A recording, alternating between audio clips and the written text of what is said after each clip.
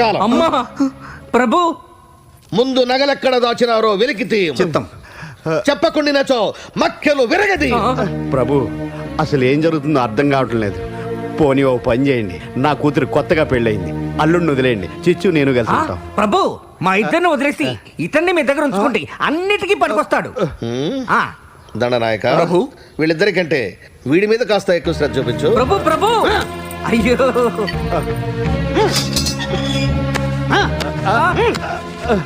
అబ్బా అమ్మా. మామయ్య అచ్చొచ్చిన సత్రం అక్కడ దింపావు, ఇలా జరిగిందేంటి? అనుకున్నాయని జరుగుతాయి అల్లుడు.